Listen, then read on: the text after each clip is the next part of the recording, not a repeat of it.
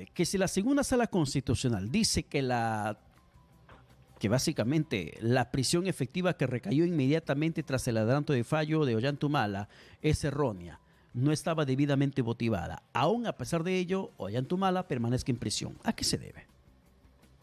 Bueno, se debe a de que la instancia constitucional, que es una instancia ajena a la que ha emitido esta sentencia condenatoria, ha identificado que en el adelanto de fallo se han dado arbitrariedades respecto a que únicamente con la lectura de un breve resumen de los considerandos del fallo y el resultado del juicio, es decir, imponer una sentencia condenatoria, no debió de haber ameritado la imposición inmediata de la ejecución de la pena. Por varios motivos, ¿no? Uno de ellos tú lo acabas de mencionar, Pedro, porque el adelanto de fallo no es la resolución en contra de la cual se puede interponer el recurso impugnatorio, es decir, el condenado no conoce los detalles del por qué precisamente ha sido condenado y a pena de 15 años de prisión. Y por tanto, desde la lectura del adelanto de fallo hasta que le notifiquen la resolución en su integridad, todo ese tiempo está imposibilitado de ejercer su derecho a impugnar. Y eso es uno de los elementos importantes que ha tomado en cuenta la Sala Constitucional para darle la razón a Ilian Heredia, que es Ilian Heredia quien ha interpuesto este recurso.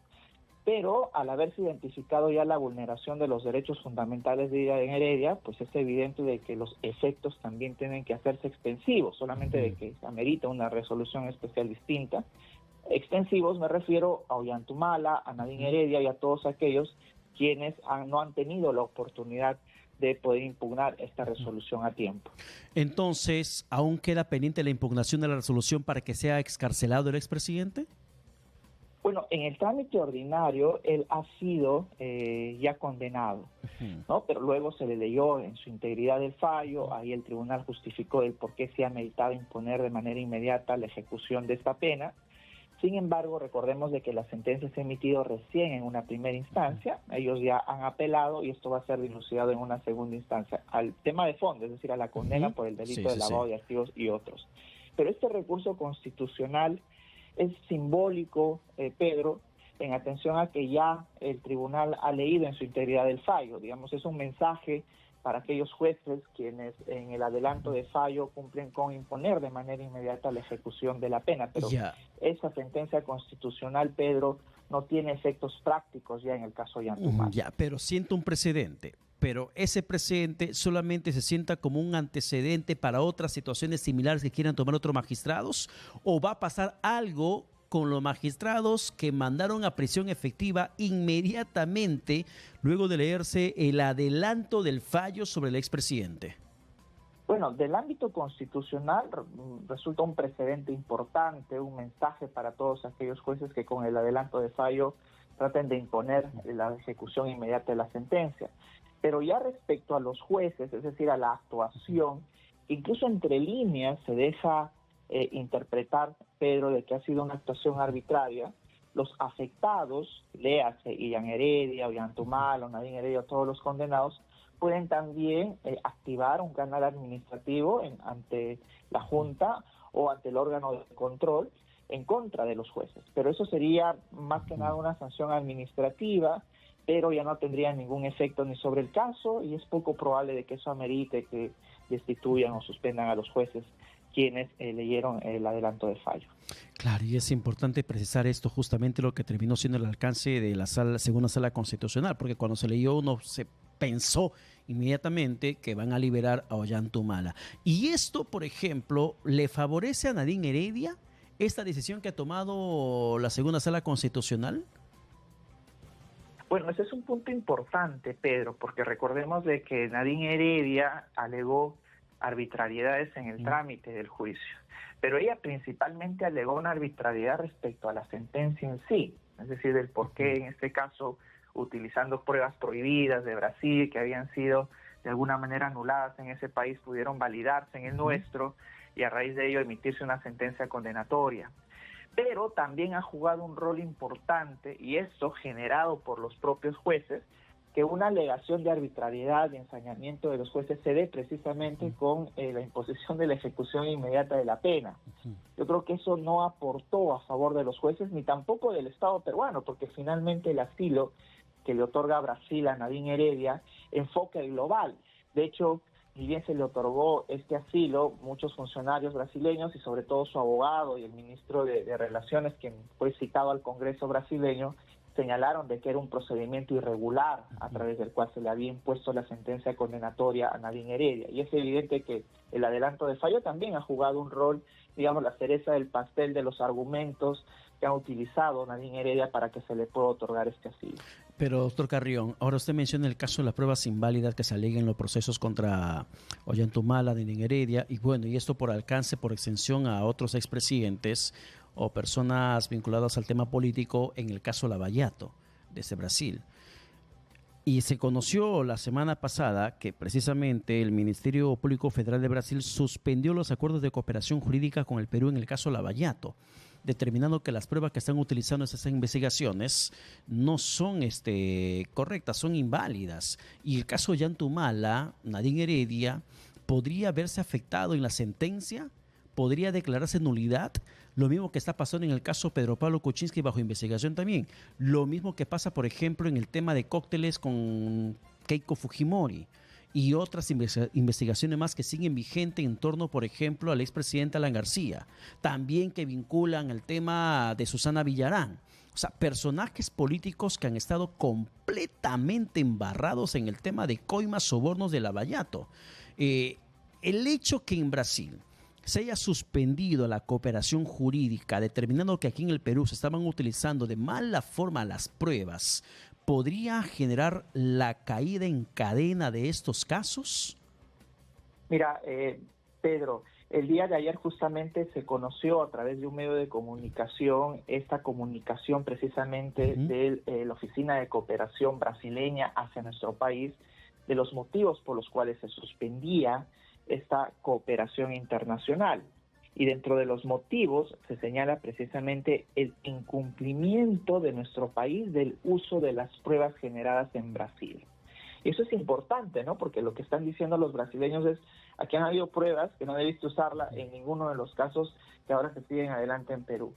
Ahora, ¿eso puede afectar qué casos? Bueno, el caso Ollantumala hemos visto que no se vio afectado, porque recordemos de que incluso no asistieron los funcionarios brasileños de la empresa Odebrecht al juicio oral, no se presentaron, pero lo que hizo el tribunal es, bueno, vamos a leer las declaraciones que previamente ellos han brindado y esas las han validado como prueba fundamental para la imposición de la condena. Entonces, yo creo que eso no va a afectar necesariamente a los casos que ya se encuentran en juicio oral, o por comenzar el juicio oral, como el de Susana Villarán. Pero doctor Carrión, si estamos hablando del juicio oral, ese juicio oral se está armando sobre la base de pruebas declaradas inválidas por Brasil.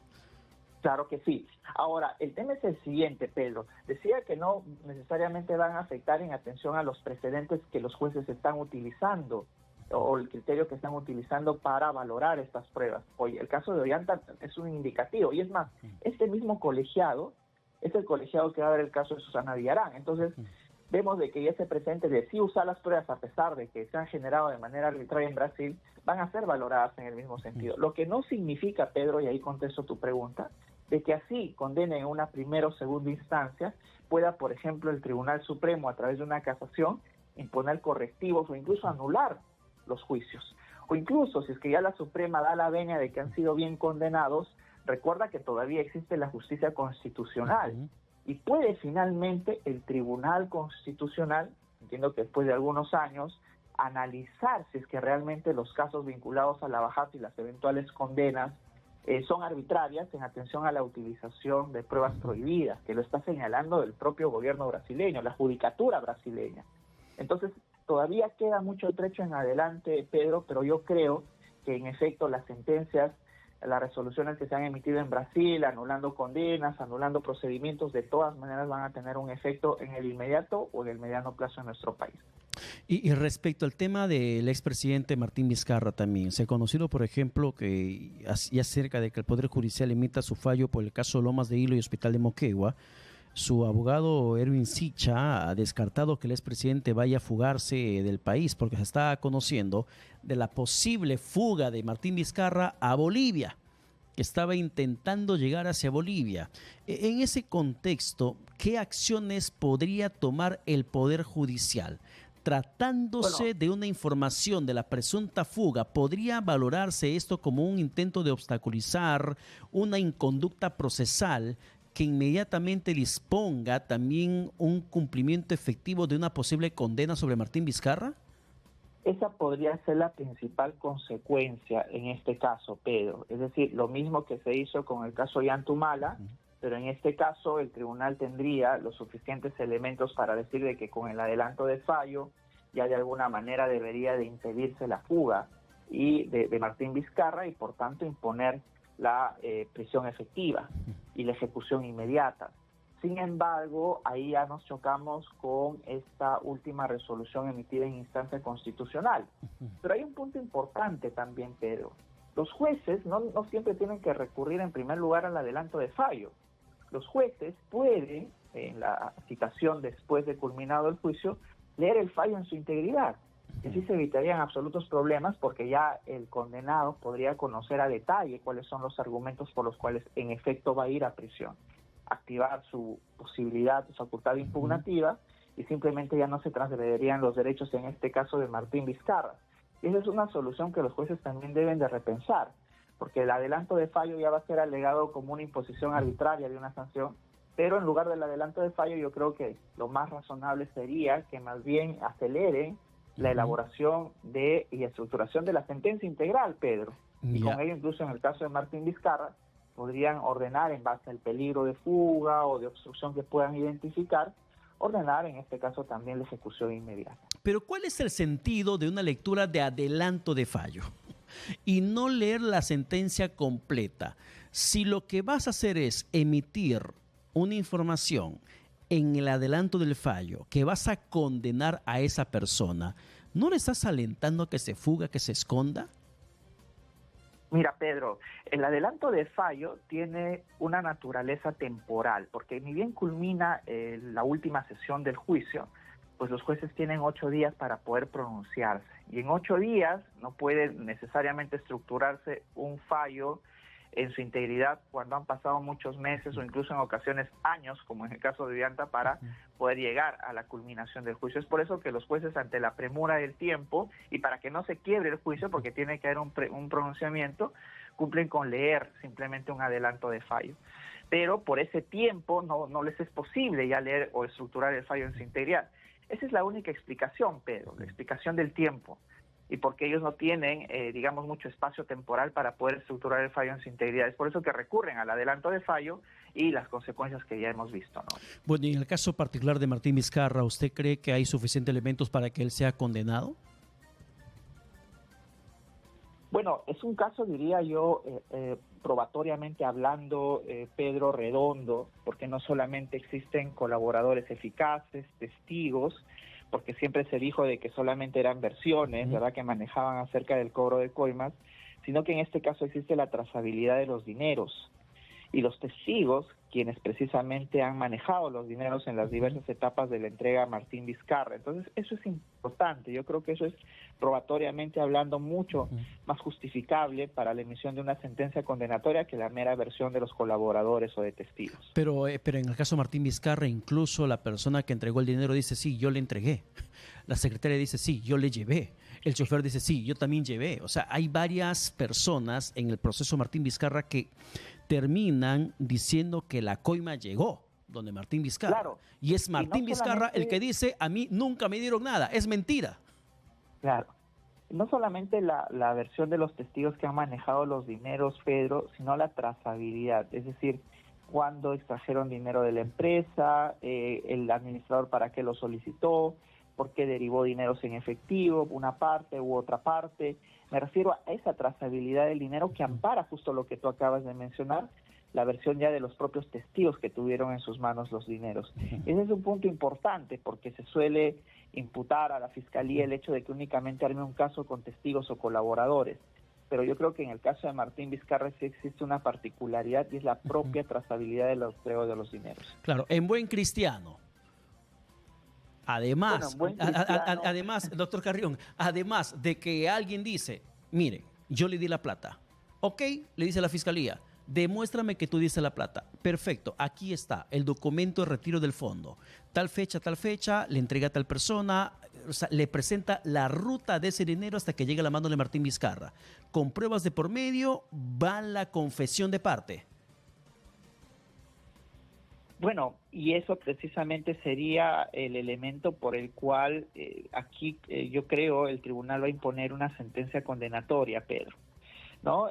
Simplemente por todos los elementos que estás mencionando y que acabamos de conversar. La trazabilidad, los testigos, la recepción de dineros, porque normalmente los imputados no reconocen la recepción de dineros, es parte también de su derecho de defensa, pero yo creo que aquí la trazabilidad es trascendental para la imposición de una sentencia condenatoria. Doctor Carrión, para terminar, para cerrar, hace un tiempo atrás, hace poco nomás, Alejandro Toledo pidió que se varíe su prisión efectiva por arresto domiciliario al haber pasado el límite de edad de 80 años, según una norma dada por el Congreso de la República.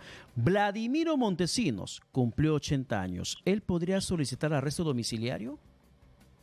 Mira, yo creo que aquí es un tema de interpretación normativa, porque el Congreso de la República ha emitido una norma por la cual señala que los mayores de 80 años, y esto es lo más importante, Pedro, y en atención a razones humanitarias, podrían cumplir la sentencia condenatoria o bien con una detención domiciliaria, es decir, en su casa, o bien con ciertas restricciones en la comparecencia. Entonces, no es automático, no significa de que ya Vladimiro Montesinos o incluso Osman Morote, ¿no? O el propio Toledo cumplan 80 años y ya se sometan a esta norma. ¿Por qué? Porque falta analizar el elemento por razones humanitarias, es decir, temas de salud, temas de, digamos, psicológicos, temas de personalidad, todo ello tiene que ser evaluado. No significa de que la edad simplemente genere una detención domiciliaria o una comparecencia con restricciones. Y ese es el punto más importante. Alejandro Toledo va a poder demostrar un deterioro de su salud, en su salud, y que por esas razones humanitarias deba de pasar el resto del tiempo de prisión más bien como una detención domiciliaria, en el caso de Osman Morote o Vladimiro Montesinos. Ese es el principal inconveniente, creo yo, Pedro, que tienen estas personas para someterse a los alcances de esta ley. No es un beneficio automático en cuanto cumplan 80 años. En lo absoluto. Y se ha ido malinterpretando la norma, porque la norma dice expresamente quienes cumplan 80 años y por razones humanitarias. Cumplir 80 años y por razones humanitarias. Es decir, hay dos presupuestos, hay dos condiciones. La única no es la edad, sino también las razones humanitarias. Perfecto, doctor Carrión. Muchas gracias por la comunicación alcanzada.